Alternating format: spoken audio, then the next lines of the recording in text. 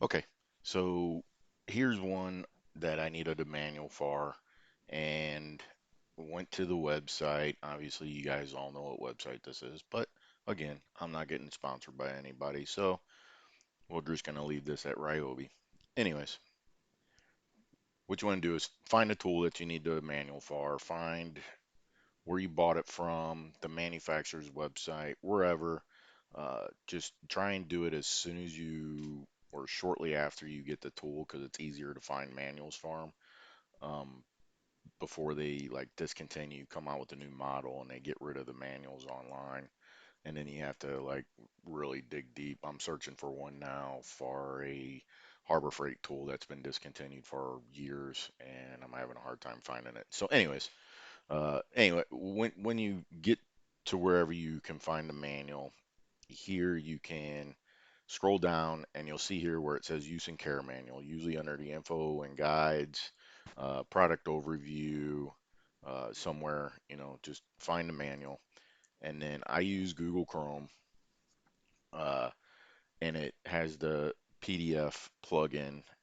So once I click on it, it'll download a copy of it. It doesn't save it to your computer just yet, but what it does do is it opens up into the PDF plugin for Chrome.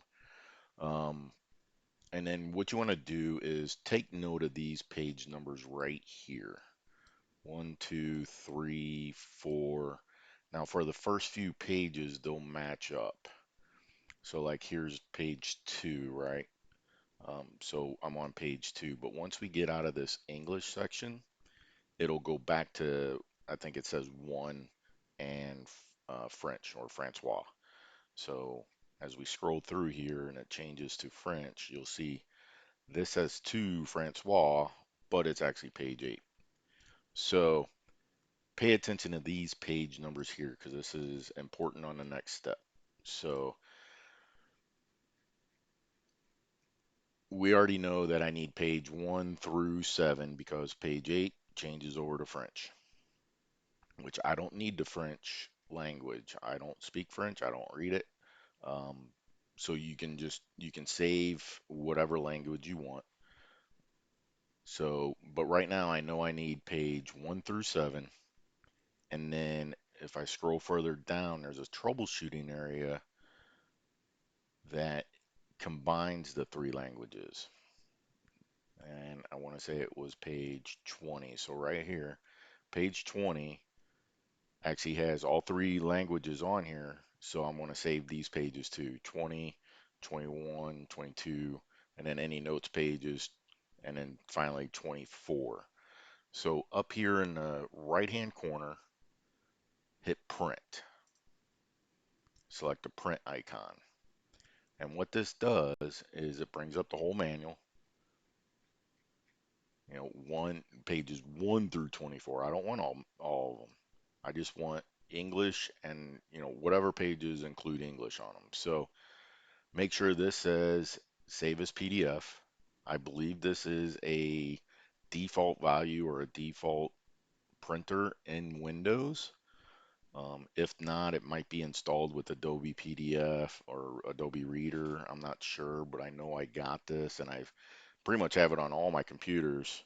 So just try and figure out a way. There's probably some programs, some freeware programs out there that you can download and install, and it'll allow you to save stuff as a PDF. So, anyways, make sure that you put down here save as PDF, and then here where it says pages, you want to select custom, and we know we want 1 through 7, and then you're going to put a comma, and then 20 through 24. So now when we scroll through here and we get to page 7, 6, 7, then it skips and it doesn't show any of the or it doesn't show any of the French or the Spanish language until you get to the troubleshooting pages, which has all three combined. And then that's it. And then you hit save. Once you save it, or once you hit save, choose your location. I have a Spot user manuals. tools, Ryobi, and then oh, one thing I forgot to do is cancel. I always try and copy this first, copy, because the part number or the model number tends to be a little bit tougher to remember than what the actual tool name is. So then I'll do this again. Save. And then right here, I will hit Control V, or you can right click and hit paste. And then the name of the tool is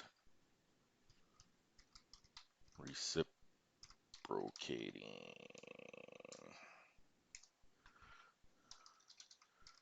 saw. 18 volt. 18-volt reciprocating saw. And then I have a spot here for user manuals. Now you can save it wherever you want. Tools, Ryobi. I believe I already saved this. Yeah, recip saw. So I'll just click on that one because I already done it once before trying to get this video recorded. And I will save. Yes. And then that's it. And then I can close that out and bring over. So we'll close this out. Bring over the folder where I saved it at. Recip saw. Again, this is just reader. And then it'll open it up. And I like to view everything on one page and go from there. Now, one step further you can do is here where it says model number, you can't type in there. However, what you can do is you go down here to fill and sign, click right there, and you could put the model number, Control V.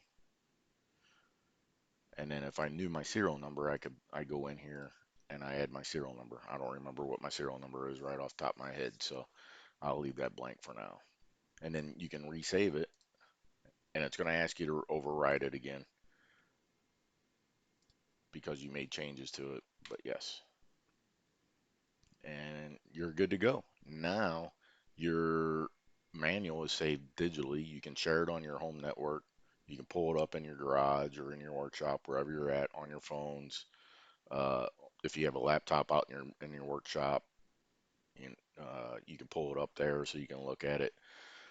Another thing you can do here is go an extra step, and you could actually go. You could do this on the other one too. You could go print, but you wouldn't even have to save it. You could just do print whatever pages, Uh, like here we want 1 through 12 because that's the manual I had. But you could, instead of printing it to PDF, you could actually print if you liked having paper copies of your manuals. Select your, on both sides, and then you can actually print it to 8.5 by 11-inch paper. It'll be easier to put into a binder if that's how you save your manuals or like to put your manuals. Now this way you're actually spending money on ink and paper, but it does allow for easier bindering, I guess you could say. So hope this helps, and we'll see you in the next video.